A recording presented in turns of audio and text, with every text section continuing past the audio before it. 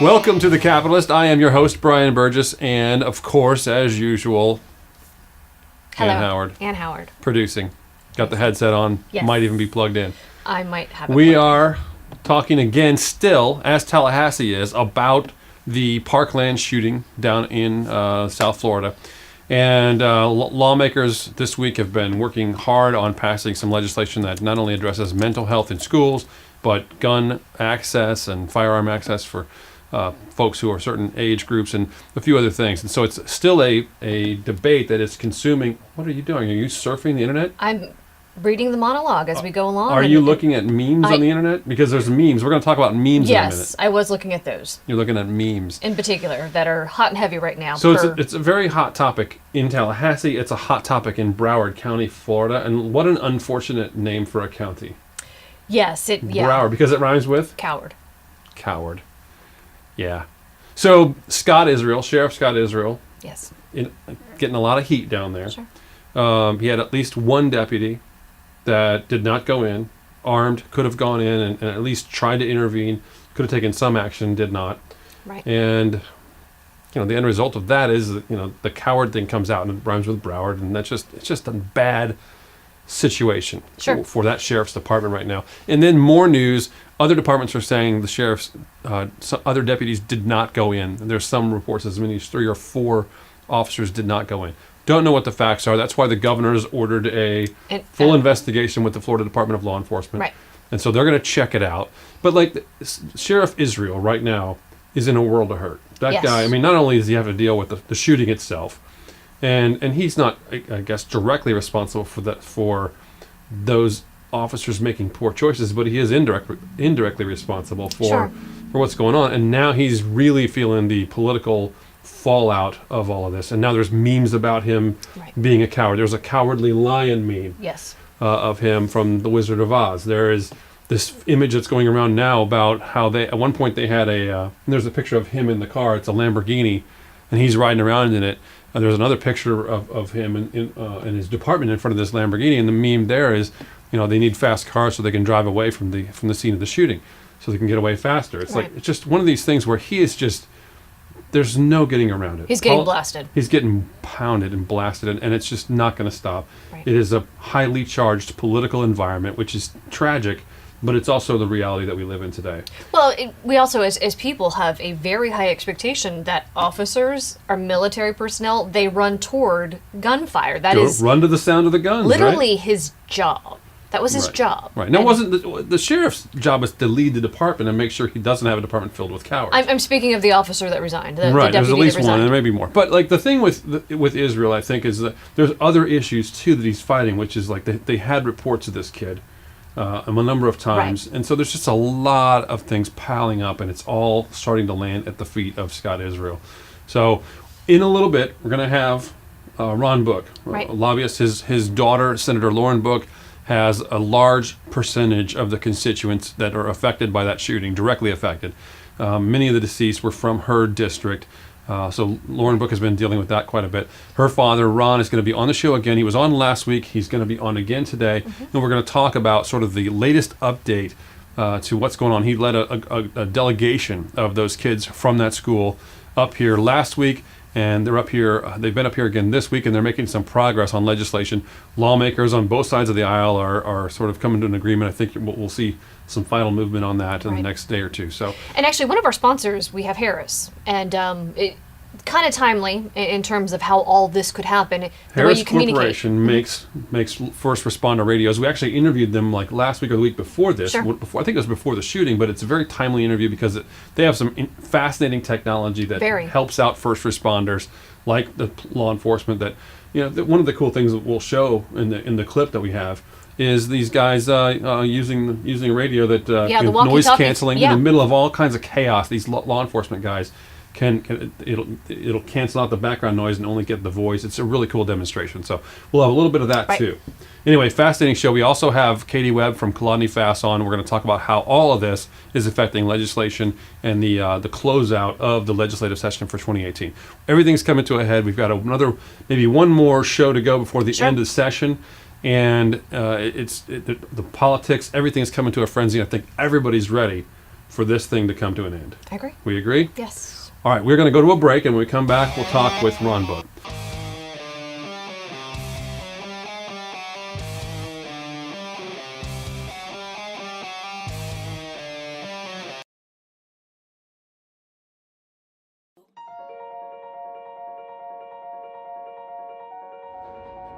Today, innovation alone is no longer enough. For more than 120 years, the people of Harris have been going beyond innovation, challenging preconceived ideas, pushing technical boundaries, disrupting business models, inventing entirely new solutions, and anticipating new possibilities. The result isn't just innovation, but affordable innovation. Innovation that helps our customers conquer their biggest challenges, that improves lives and increases personal safety across a wide range of markets and industries, and in some of the world's harshest and most demanding environments. Come explore the technologies that are transforming the way our world connects. It will change the way you think about innovation forever. Harris, technology to connect, inform, and protect.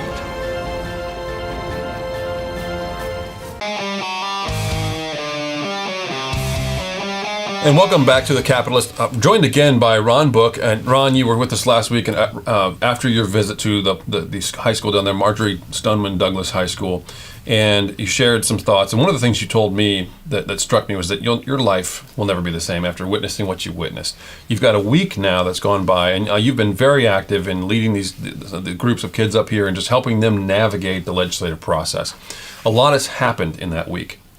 More details have come out about the shootings.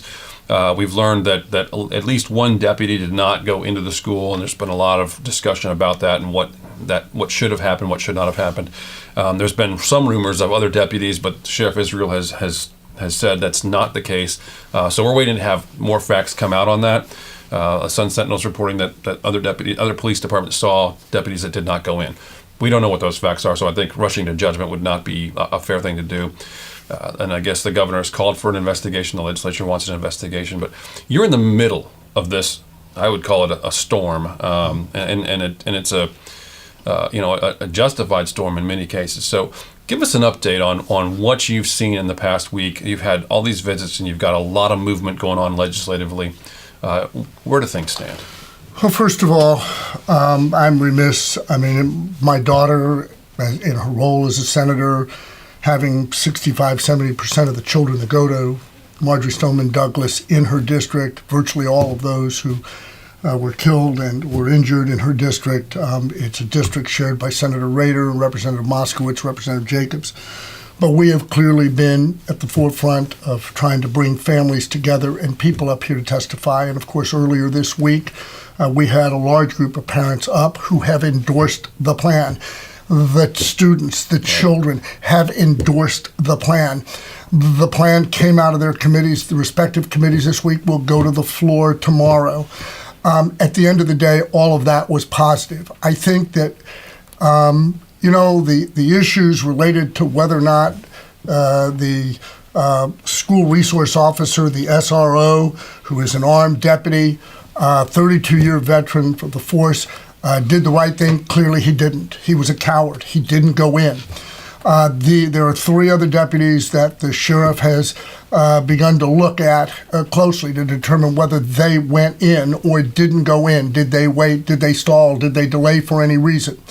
The protocols by law enforcement, as I now fully understand, which I didn't a week ago when we visited, are that they used to have something called the triangle, where you would wait for 3 other officers so that you could cover front, back, and the sides of a situation.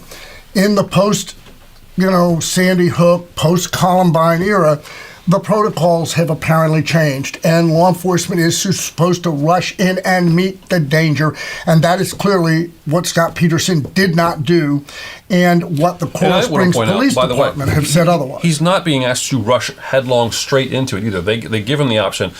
One of the things I read was that you're not to rush if there's only one entrance and there's only and the guy, the guy's pinging bullets on the door. Right. He's not expected to rush into that. That's correct. He's expected to take action though, and he didn't. He failed. He resigned before the sheriff could fire him. The sheriff had suspended him without pay to begin an investigation. The gentleman resigned, I guess, to probably save his pension. I mean, the guy was a decorated officer.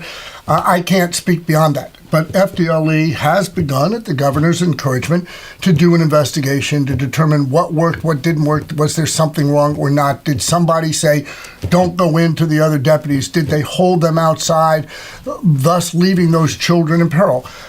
We don't know. Hopefully the investigation will tell us that. But here's what I will say. I know Sheriff Israel, and I know him well, and I know him to be a good law enforcement officer, and I know that he will hold people accountable if they didn't act the right way. What I know is Sheriff Israel is a law enforcement officer with a decorated past. What I know is that he's a good sheriff, and he meets the community needs. And what I would hope is if there's going to be a look-see, that it's a swift and quick so that we are not, leaving a cloud out there in what is otherwise an important period in Broward County. Yeah, there's a lot of political activity around what happened, and that's natural. It's always going to happen. But it's I think tragic that some of the actions of his department are reflecting on him, and I don't know that he necessarily deserves that, but he's certainly going to have to do something to deal with it, and that's going to be up to him and then up to some of these FDLE investigations to see how. When you're the head of an organization, at the end of the day, while it might not have been your mistake, it is your responsibility to deal with the issues that come from your men and women who otherwise are the first responders that the community looks to. And I am certain he will do that. Your efforts with the kids, the Parkland students, have been. I mean, I've seen you in photographs, and we even had a great shot of them talking with the media, and they're just surrounded by cameras. What's been your experience with that so far? I mean, it has to be somewhat rewarding to see them taking action and being so vocal. I started my career at 13 years old fighting City Hall to put lights in my park. I thought that was, at 13 years old, these kids are 14, 15, 16, 17-year-olds bringing about far more change than I did at a young age with just simply lights. We're talking about leading an effort. I think the concern that my daughter and I have are whether or not these kids have had any opportunity to grieve. Have they had any opportunity to go through the normal process of grieving and getting angry and then recovery? These are kids with a lot of potential for post-traumatic stress disorder. These are kids that are going to find out in 4 weeks, 6 weeks, 8 weeks, 10 weeks, 3 months, 5 months, all of a sudden the lights are going to dim. Action will or will not have taken place. Hopefully it will have. And, when we finish the debate here in Florida, when it goes to the floor tomorrow, when it gets taken up on final passage the first of next week, tension's going to shift to Washington. The tension's going to shift to the march in Washington on March 24th. And George Clooney and his folks are really driving that effort, I know, because the kids we're involved with are involved with planning that march. But when that goes out, these kids are still going to need that mental health safety blanket. They're going to need that counseling because they will not have had that same opportunity to recover as those that are staying at home and not necessarily being active. And while I think that this serves to some respect, cathartic, to be out there, to be doing something, it could have the reverse of what I'm talking about. But I suspect we're going to have some kids that are still going to need a lot of help in 4, 5, 6 months. And the legislation provides that. That mental health piece in the bill provides that. And we're going to talk a little bit about that and some of the moves we expect in the coming weeks when Katie Webb joins us here in just a moment after this break. We'll be right back.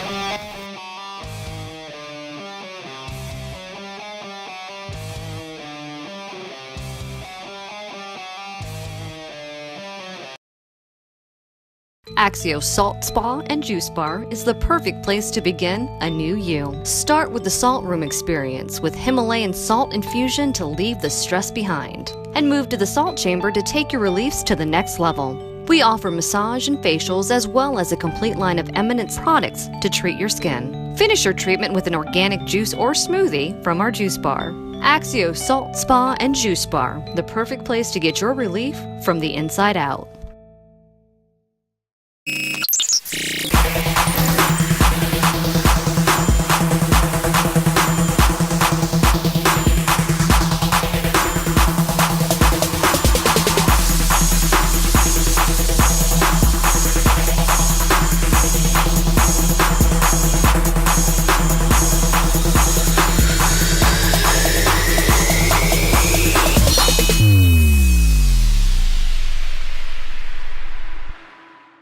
Every morning the sun rises in our fair city. A while later, Chris, the late riser, wakens for a day of work and involvement in FSU and community, serving Tallahassee as he has for years.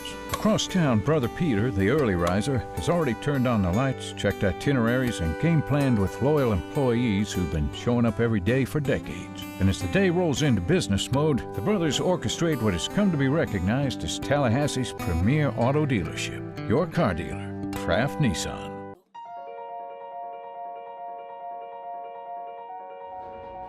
Today, innovation alone is no longer enough. For more than 120 years, the people of Harris have been going beyond innovation, challenging preconceived ideas, pushing technical boundaries, disrupting business models, inventing entirely new solutions, and anticipating new possibilities. The result isn't just innovation, but affordable innovation.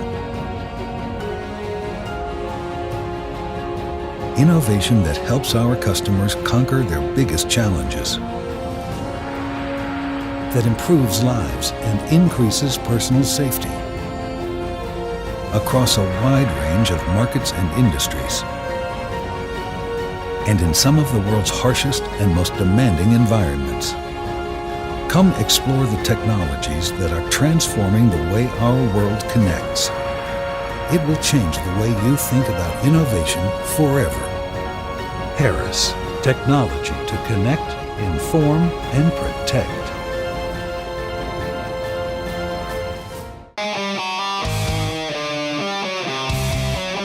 And we are back. And Ron, we just heard from you about the activities that were going on up here in the Capitol. And I want to throw it to Katie now and just ask, there is no escaping the politics or the political angles that are being worked here and that are at play. These are, after all, elected officials, and they have political considerations they've got to think about. So, Katie, what does it mean? We've got, a week and a half before sine die, basically, if we're on schedule. What does it mean for the lawmakers as they go forward? What are they going to do? What do you see happening?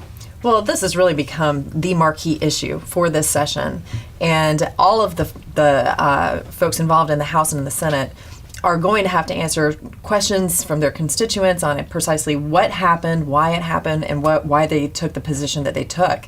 So I think we will certainly see this play out, and unfortunately probably politicized during the fundraising time after session, and also during all the various campaigns that we're going to see come up. But in terms of how this plays out this week, this has been an issue that clearly has taken a lot of the air out of the room, as it should. And I think we will start to see that at the end of session, some of the other policy items that the House and Senate may have considered really just die on the vine, really because they ran out of time. I see. Now, there's some other winners besides, if you take the gun bills out of the picture, there's a lot of other winners in this thing, and I don't mean to say political winners, but like mental health is going to get a boost, and that's something that needs to get a boost and has needed for years. Other winners, Ron? Well, I think the mental health piece of this is really significant and substantial, not just because they're putting basically $100 million into school mental health, of which the Senate, interestingly, had $40 million in early on in the budget process without having had this occur.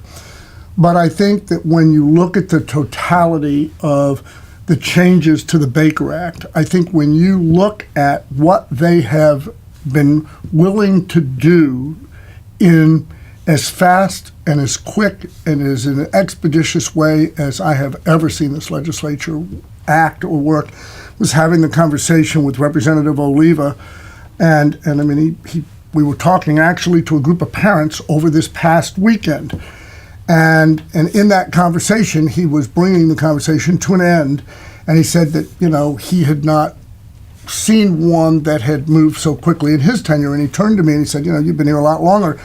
And I said, I have. And I said, even when we did what we did after Hurricane Andrew almost 30 years ago, and that was a swift and a quick move that allowed us to create a trust fund that captured sales tax and put it back into the community. Other than that, nothing has ever moved this quickly from a subsidy perspective. And winners are the kids. Winners are the families.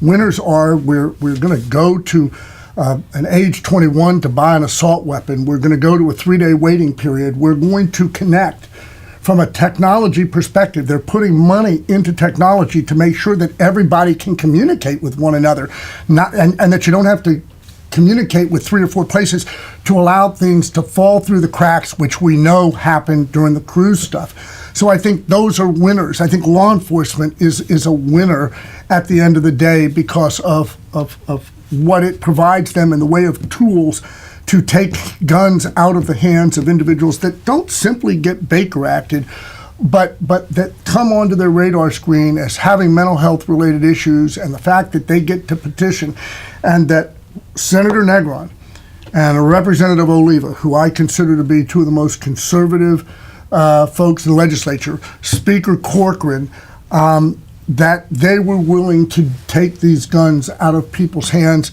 at the front end, allowing the due process to work in prospectively before somebody can get a gun back, I think is monumental. Yeah, big moves.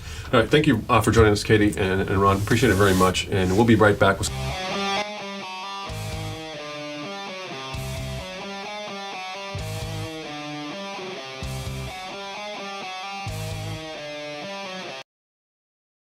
Whether you're building a new home or remodeling your current home, at Brian Barnard's Flooring America, we can help you achieve the look you want at the prices the box stores can't compete with. For hardwood, carpet, tile, and rugs, for any area in your home, we'll take your design ideas and turn them into reality. From all the floors in your home to the walls in the kitchen and bath, We have the right products at the right price with exceptional service and installation. Brian Barnard's Flooring America, where friends send friends.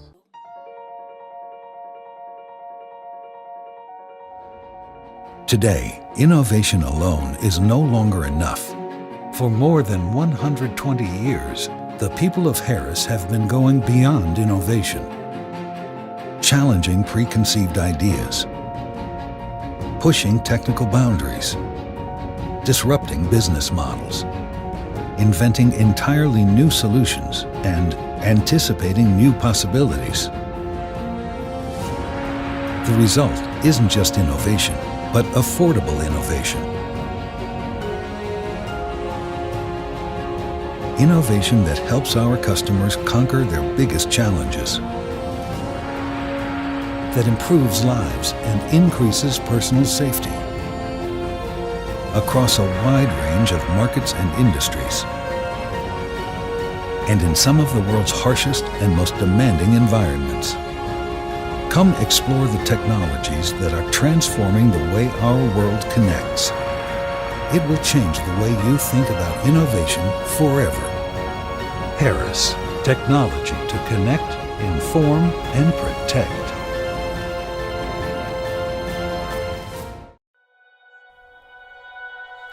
At Budget Blinds, we're in business to frame the light, the day, and the night.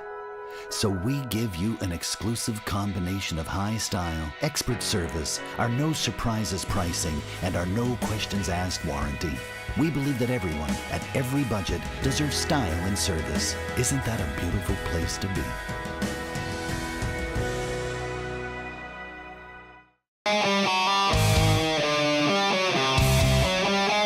So, Ann, we talked about it at the top of the show. Harris, the Harris radio system. Right. These guys have some super high-tech stuff.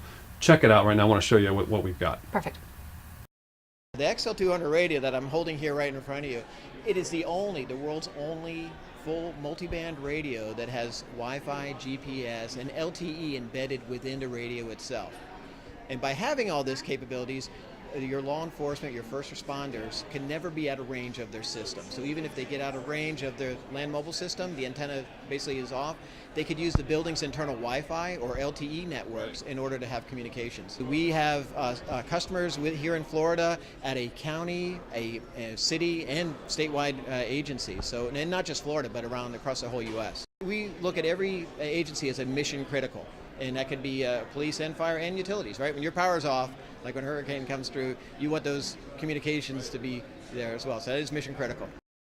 Next 5 to 10 years, I mean, it's awesome. We call it a radio, but it's actually a platform. So right now we talked about the LTE to Wi-Fi and capability. We're looking at it right now. We thought about what happened with the recent storms that happened in Puerto Rico, and communications went down.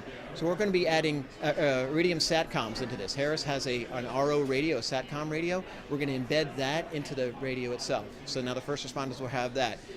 Firefighter devices, more multi-band on the LTE. So now you can take it to an international market and have comms anywhere within the world. What I'd like to show you right now is actually, Harris has world-leading audio noise cancellation that we put into these radios. And I can demonstrate it to you right now if you'd like. So let's go ahead and make some noise.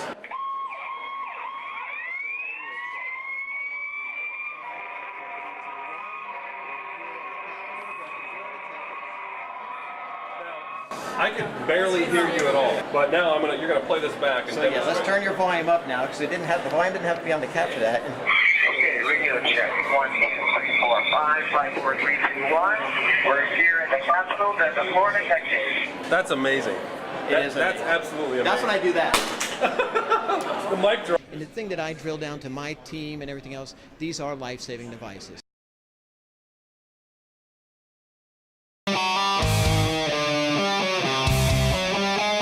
So, Ann, pretty cool stuff, right? Very, very cool stuff. And in future shows, we'll talk about their LiDAR and a bunch of other technology that they have to help improve life in general, not just for first responders, but for everyone. They've got flooding technology that's amazing, predictions and such. And right. so, what's so cool about this stuff, and as we talked about at the top of the show, is this stuff is what law enforcement guys use. It's amazing technology.